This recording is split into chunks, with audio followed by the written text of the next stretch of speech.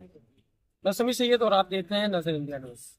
बता दें आपको कि कुछ दिन पहले ईरान में बहुत बड़ा हादसा हुआ था, जिसमें इब्राहिम रईसी साहब का हेलीकॉप्टर दुर्घटना में जो है शहीद हो गए थे। उसको लेकर के हम आज उनकी ताज़ियत भी पेश करते हैं, और हमारे साथ में शायर अहले बैत सलीम जैदी उस टिल्लू भाई भी हैं, जो भाभी जी घर पर है के एक फेमस कॉमेडियन एक्टर भी हैं, और शायरों के बीच में भी बहुत ज़्यादा फेमस है।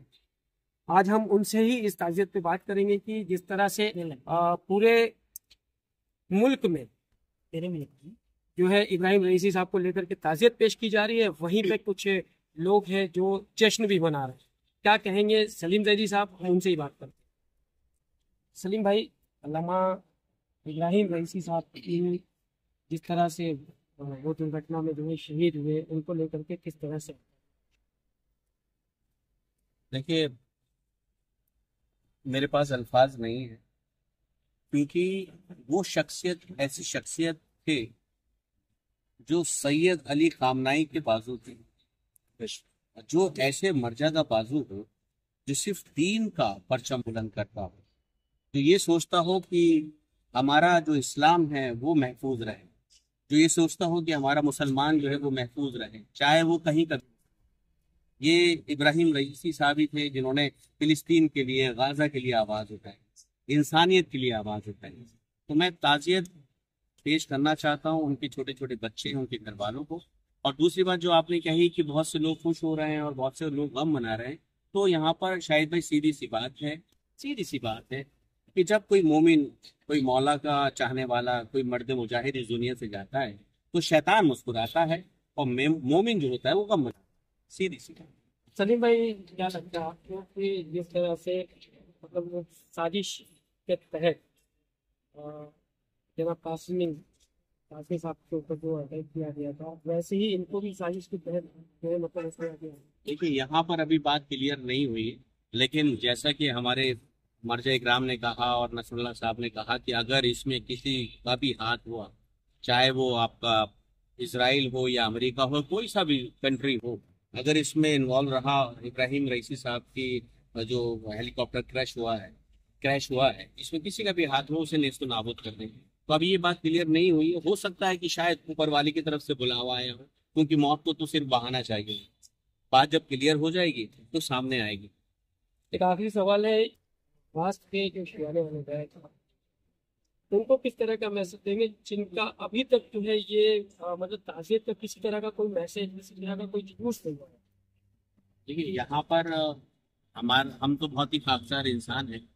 मैं तो ये कहता हूँ कि जो हमारे महाराष्ट्र के जो बड़े उलेमा हैं, जो बड़े आलिम हैं, जो हमसे ज़्यादा अक्ल रखते हैं, हमसे ज़्यादा सोच रखते हैं, हमसे ज़्यादा इल्म रखते हैं, उनको बेहतर तरीके से सोचना चाहिए कि हमारा एक ऐसा मौला का आशिक और जो इस्लाम को बचाने के लिए, अपनी जान देने के लिए हमेशा जो तैयार रहा हो, जो ईरान का प्रेसिडेंट है, जो ईरान अपना एक शिया मुल्क है, वो इब्राहिम रईसी साहब इस दुनिया में नहीं रहे, तो उनके गम में मजालिस होना चाहिए, जुलूस भी होना चाहिए। तो मैं समझता हूँ कि मुझसे बेहतर हमारे आलिम से ये आप सवाल करेंगे तो उसका अच्छा जवाब देंगे। दूसरी तरफ मैं सिर्फ इतना कहना चाहता हूँ कि बहुत से लोग उनके खिलाफ भौंक भी रहे हैं। तो देखिए, जो इब्राहिम रईसी के खिलाफ आवाज उठा रहे हैं ना, वो अल्लाह का यार नहीं हो सकता, वो शैतान का यार हो सकता है। अल्लाह से यारी नहीं है, उसकी शैतान से यारी है। क्योंकि ऐसा मोमिन हमारे बीच से चला गया है जिसने हमेशा अपनी जिंदगी वक्फ कर दी हो इस्लाम के लिए। तो मैं आखिर में बस इतना कहना चाहता हूँ कि इब्राहिम रईसी साहब के जो खानदान वाले हैं, उनके खिदमत में ताज़ियत पेश करता हूँ, और अल्लाह की बारगाह में बुलंद दुआ है मेरी कि दराजात बुलंद हो। यही दुआ है। सलीम भाई, भौंकने पे मुझे एक चीज याद आई। जब कासिम सुलेमानी साहब के ऊपर अटैक हुआ था, जिनको यजीदी भी कह सकते हैं, उनको आतंकवादी कहा जा रहा था कि ये जो जिनका ऊपर अटैक हुआ है कासिम सुलेमानी साहब, ये जो है आतंकवादी थे, इनके साथ देने वाले आतंकवादी थे। जबकि हिंदुस्तान की 46 नर्सों को जब वहां पर कैद किया गया था आईएसआई आतंकवादियों के द्वारा, तो उनका साथ देने वाले कासिम सुलेमानी ही थे, जिन्होंने मिलकर अपनी फोर्स के साथ मलेशिया फोर्स के साथ मिलकर उनको आजाद कराया था, हिंदुस्तान की 46 नर्सों को। तो ऐसे में ऐसे लोगों के लिए क्या कहना चाहेंगे? यहाँ पर मेरे भाई बस इतना कहना चाहता हूँ कि क्या है कि हमारे मुल्क में की दाढ़ी है चेहरे पे और इस्लाम नुमा नाम है तो उसे समझते हैं कि ये आतंकवादी है। ये जहालत की एक पहचान है। मैं यही कहता हूं कि अभी भाई ने कहा कि भैया इसमें किसका हाथ हो सकता है। मैंने कहा जब तक बात क्लियर नहीं हो जाती कि इब्राहिम रईसी साहब का ये क्रैश हुआ था या किसी ने अटैक करवाया था, बात जब तक क्लियर नहीं हो जाती सिर्फ तब तक हम जो है सोच सकते हैं, शंका में ले सकते हैं, लेकिन आप डिक्लेयर नहीं कर सकते। हो सकता है अल्लाह की तरफ से बुलावा आया हो। और जिनकी आप बात कर रहे हैं तो हमारे मुल्क में जैसे जैसे इल्म बढ़ा, नॉलेज बढ़ी, इन्होंने इतनी नर्सों को बचाया था, वही लोग हैं।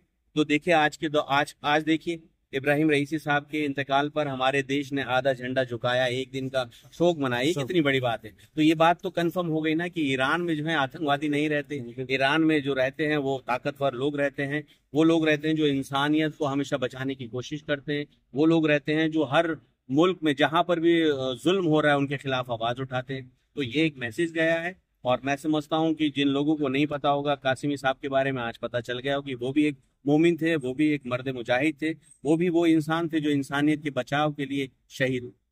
बहुत बहुत शुक्रिया।